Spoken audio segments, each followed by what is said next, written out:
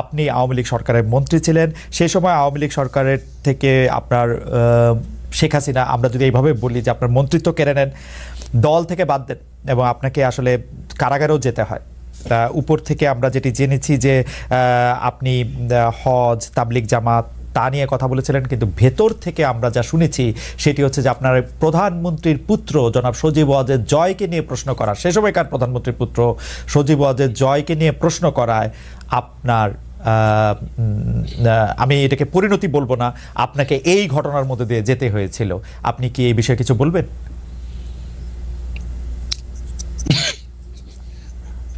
প্রশ্ন করা এবং না করা হলো আমার চরিত্র বৈশিষ্ট্য।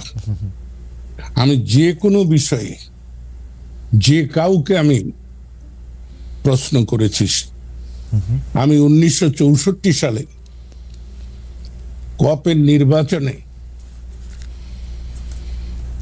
জনাব শেখ মুজিবুর রহমানকে প্রশ্ন করেছি এবং এমন কথাও বলেছি যে আপনি জাতীয়ভাবে যেমন গুরুত্বপূর্ণ, আমি আমার যত বয়স এবং অবস্থানগত কারণে আমি আমার জায়গায় তেমনি আন্তরিক, সৎ এবং নিষ্ঠাবান।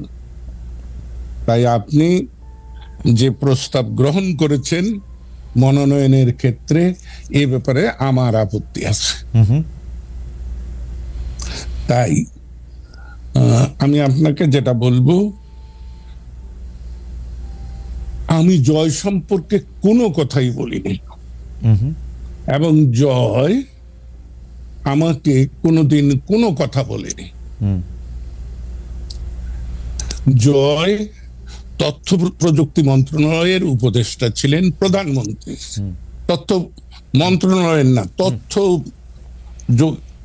যোগাযোগ মন্ত্রণালয়ের প্রধানমন্ত্রীর উপদেষ্টা ছিলেন। তিনি তাকে কি উপদেশ দিয়েছেন তা জানি না, আমাকে কোনো উপদেশ দেননি। বরঞ্চ আমি একদিন জয়কে বলেছিলাম বঙ্গবন্ধু স্যাটেলাইটের ব্যাপারে যে বাবারে এইটার কি করব। সে আমাকে স্পষ্ট করে বলেছিল যে বড় মামা, আপনি চায়না আর আমেরিকা সম্পর্কে সতর্ক হবেন। ওকে, চায়নাদের যে জিনিসটা দেবে সেটা নিশ্চয়তা নেই, আর আমেরিকা 10 টাকার জিনিস 10,000 টাকা দাম ধরে বসবে। আপনি রাশিয়া, ফ্রান্সের এই দুই জায়গাটা বিবেচনা করতে পারেন। এই আমার 6 মাসের তথ্য প্রযুক্তি মন্ত্রণালয়ের একমাত্র জয়ের সঙ্গে কথা। তবে যে কথাটি বলা হয় বাংলা ভাষায় কিন্তু অনেক রকম ব্যাপার আছে, সেটা বাক্য গঠনে। আমি বলেছি জয়কে, এ কথা আমি বলেছি, সেটা জয়কে প্রশ্নবোধক না। আমি বলেছি জয় হলো প্রধানমন্ত্রী শেখ হাসিনার পুত্র, জয় হলো বঙ্গবন্ধু শেখ মুজিবের দৌহিত্র, এই হিসাবে। কিন্তু চাটুকার খোসামতকারীরা শেখ হাসিনাকে কি বুঝিয়েছে আমি জানি না, এবং বিষয়টা কিন্তু এখানে না। ওকে ওকে, আমি একটু মাঝখানে একটু বলি। তার মানে আছে আপনি এটুকু প্রশ্ন করার জন্য আপনার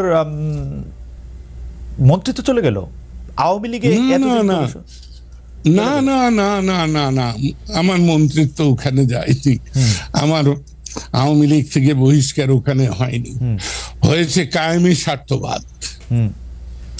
আমি শাসন ব্যবস্থায় আওয়ামী লীগের অভ্যন্তরে যে লুটেরা শ্রেণী, আমি নাম ধরে বলি, শেখ সেলিম, হাসনাত আব্দুল্লাহ, লিটন থেকে শুরু করে প্রত্যেকের সম্পর্কে আমি প্রশ্ন তুলেছি। শেখ হাসিনা সম্পর্কে আপনি কোনো প্রশ্ন তুলছিলেন? কার সঙ্গে? শেখ হাসিনা সম্পর্কে না, আমি শেখ হাসিনাকে সবসময় হাসতে হাসতে বলতাম, কারণ এক সময় তো তুই তুকারি করেছি। 50-এর দশকের শেষ 58 সালে আমার সঙ্গে পরিচয়, তারপরে থেকে আমরা আমার অভ্যাস অনুযায়ী তুই তুকারি করেছি। কিন্তু আমি যখন 2001-এর জাতীয় সংসদ নির্বাচনে ভোট ডাকাতির কারণে পরাজিত হই, তারপরে আমি সিদ্ধান্ত নেই যে আমি রাজনৈতিক অঙ্গনে থাকবো কি থাকবো না, নির্বাচনী ব্যবস্থার মধ্যে থাকবো কি থাকবো না, তখন আমি নিজে নিজেই ভেবে নেই যে শেখ হাসিনাকে যদি আমি তুই তোকারি করি তাহলে শেখ হাসিনা আমাকে কেন সম্মান করবে। তাই আমি তখন থেকে তাকে আপনি বলা শুরু। ওকে, আমরা সরি আপনাকে ইন্টারাপ্ট করার জন্য, আপনি ওই জায়গায় বলতেছিলেন যে কেন আপনার মন্ত্রিত্ব চলে গেল, শেখ সেলিম, হাসনাত আব্দুল্লাহ, আমি সেইটা বলতেছি। জি, সেইটা নিয়ে হ্যাঁ সব জি, ওই যদিও তারা শেখ পরিবার দাবি করে, আসলে তো পরিবার বলতে কি নরনারী, তার সন্তান, বৃদ্ধ পিতামাতা থাকলে তারা, কিন্তু এরা তো শেখ পরিবারের আত্মীয় স্বজন। এদের লুণ্ঠনের বিরুদ্ধে, অর্থ পাচারের বিরুদ্ধে আমার বক্তব্য ছিল যে আমরা যে 6 দফা আন্দোলন স্বায়ত্তশাসনের দাবি করেছি, সেটা হলো এইরকম যে পূর্ব পাকিস্তানের অর্থ পশ্চিম পাকিস্তানে চলে যাচ্ছে, সেটা আর ফেরত আসছে না।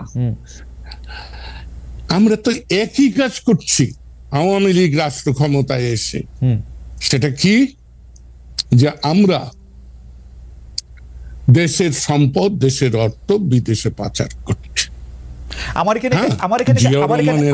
এখানে একটা ছোট্ট প্রশ্ন আছে। আপনি যাদের কথা বলছেন যে শেখ সেলিম, হাসনাত আব্দুল্লাহ, জনাব লিটন, তারা আসলে রাইটলি আপনি পয়েন্ট আউট করছেন যে তারা বিভিন্ন ধরনের লুটপাটে অংশ নিচ্ছে এবং আপনি সেটা নিয়ে প্রশ্ন তুলেছেন, কিন্তু আপনার কাছে কখনো মনে হয় নাই শেখ হাসিনার ডাইরেক্ট ব্লেসিং না থাকলে, ডাইরেক্ট অংশগ্রহণ না থাকলে তাদের পক্ষে কোনোদিন এই লুটপাট করা সম্ভব না? এটা কি বললেন, এটা কি বললেন খালেদ? আপনার যদি ইচ্ছা না থাকতো তাহলে আমি কি আপনার সঙ্গে এই মুখোমুখি সাক্ষাৎকার দিতে পারি? না, না। এবং আপনার ইচ্ছা না থাকলেও, আপনার ইচ্ছা না থাকলেও সেটা শেখ হাসিনার যদি ব্লেসিং নয়, শুধু ব্লেসিং তো ছিলই, তার একান্ত সম্মতি ছিল, রাইট। এবং এই ব্যাপারে আমি ছেলেটিকে পছন্দ করি আর না করি, সোহেল তাজ সে কিন্তু এক সাক্ষাৎকারে বলেছে যে আপা আমাকে বলেছিল যত পারো অর্থ জোগাড় করো। আমি কিন্তু শেখ হাসিনা সম্পর্কে আমার খুব উচ্চ ধারণা ছিল। আমি মানুষের খোঁজ খবর নেই না, আর আমি কারোর বিরুদ্ধে যতক্ষণ পর্যন্ত সুনির্দিষ্টভাবে আমি আমার এই প্রত্যয় না জন্মে যে এই ঘটনাটি সত্য, ততক্ষণ পর্যন্ত আমি কারো সম্পর্কেই মন্তব্য করি না। আমি কারো বিরুদ্ধে বলি না, সব সময় বলি যে আমি অমুকের সম্পর্কে, অমুকের বিষয়ে মতামত দিচ্ছি। তো আপনাকে বলি যে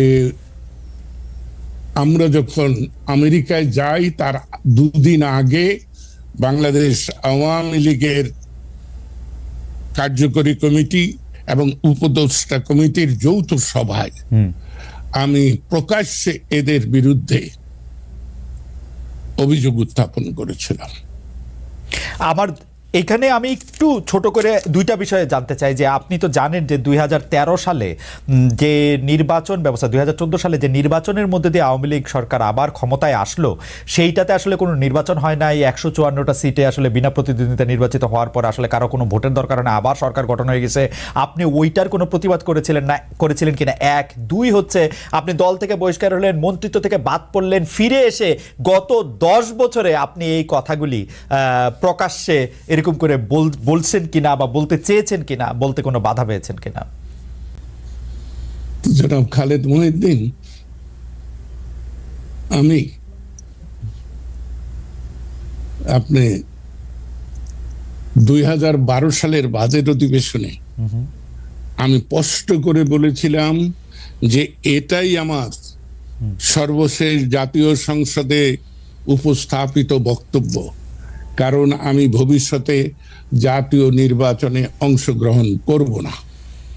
তারপরে শেখ হাসিনা ব্যক্তিগতভাবে আমাকে অনুরোধ করেছেন যে লতিফ ভাই আমাকে ছেড়ে যাবেন না, আপনাকে আমার প্রয়োজন। আমি শেখ হাসিনাকে যতটা সম্মান করি বা স্নেহ করি, সমর্থন করি, তার চাইতেও আমি বহুবার বলেছি আমার ব্যক্তিগত দুর্বলতা শেখ ফজিলতুন্নেসা প্রতি। আমি ছাত্রলীগ, আওয়ামী লীগ, শেখ মনি, আব্দুর রাজ্জাক এদের কারণে করতে পারতাম না যদি আমি শেখ ফজিলতুন্নেসার আশ্রয় না পেতাম। তাই ওই মহিলার প্রতি আমি আমৃত্যু কৃতজ্ঞ। সে কারণেও তার কন্যাকে আমি অনেক সময় বিষ হজম করে মেনে নিয়েছি। এবং আমি কিন্তু বলতাম যে দেখুন মাননীয় প্রধানমন্ত্রী, আমি খুব দ্বন্দ্বে থাকি, কখন আমি আপনার মান নষ্ট করি, কখন আমি আপনার মনে আঘাত করি, কারণ আমি সত্য মিথ্যা বুঝি না, আমি যা বুঝি তা আমি না। কিন্তু জনাব লতিফ সিদ্দিকী, আপনি যখন মন্ত্রী হলেন তখন সংসদে আপনার যে ভাষণ, সেখানে তো আমরা শেখ হাসিনার প্রতি আপনার একটা পুরো লয়ালিটি আমরা অনলি বিকজ যে তার মাকে আপনি এত যৌক্তিক কথা এত আগে থেকে এটা বলে থাকেন, কিন্তু তার মাকে যেহেতু আপনি মানে ভালোবাসেন বা শ্রদ্ধা করেন, তার জন্য তার কন্যার এই দুর্নীতি, এই অপশাসন আপনি মেনে নিয়েছিলেন। হ্যাঁ, আমি একার অকপটে স্বীকার করব, সেজন্য আমি অনুতপ্ত, আমার লজ্জা নেই। কিন্তু আপনাকে আমি বলি, আমি যেদিন জাতীয় সংসদ থেকে পদত্যাগ করি, আপনি অনুগ্রহ করে আমার সেদিনের বক্তৃতাটা যদি শোনেন, তাহলে দেখবেন যে আমি কি কি বলেছি। না, তখন তো আপনি মানে আপনি আমার ধৃষ্টতা ক্ষমা করবেন, কিন্তু তখন তো আপনার পলিটিকে মানে আপনি বুঝে গেছেন যে এই আওয়ামী লীগ থেকে আপনি আর কি পাবেন।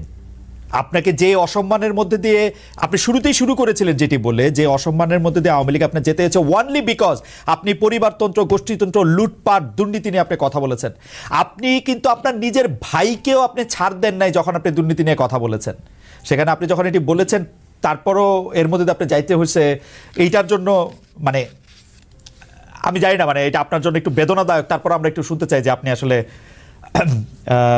এই 10 বছর আর কি বলতে পারতেন বা বলা আপনার উচিত ছিল বলে আপনি মনে করেন কিনা। আমি সত্য কথা বলি। আমি আপনার যে লোকটি এখানে এসেছে তাকে কথা প্রসঙ্গে বলতেছিলাম যে 25শে মার্চের আগেও আমি স্বাধীনতা নিয়ে দ্বিধাদ্বন্দ্বে ছিলাম। 71-এর 16ই ডিসেম্বরের পর থেকে আজ পর্যন্ত বাংলাদেশ যে সকল সমস্যার মুখোমুখি হচ্ছে, আঞ্চলিকভাবে, আন্তর্জাতিকভাবে, এই বিষয়গুলো আমার আল্লাহ আমাকে বোধহয় এই জ্ঞানটুকু দিয়েছিল ভূ রাজনীতির পরিস্থিতি সম্পর্কে। তাই আমি চেয়েছিলাম পাকিস্তানের মধ্যেই একটা সমাধান, আমাদের স্বায়ত্তশাসন, বাঙালির অধিকার, বাঙালির মর্যাদা। কিন্তু পাকিস্তানিরা আক্রমণ করেছে। আক্রমণ করলে, যে শত্রু আক্রমণ করে, আমি তাকে প্রতি আক্রমণ করবই। তাই আপনাকে স্পষ্ট করে বলি, পাকিস্তান সশস্ত্র বাহিনীর বাঙালি সৈনিকরা সারা বাংলাদেশ আওয়ামী লীগের, ছাত্রলীগের কোন ব্যক্তি সশস্ত্র লড়াই শুরু করার আগে আমি 25শে মার্চ রাত্রেই সশস্ত্র লড়াইয়ের জন্য তৈরি হয়েছিলাম।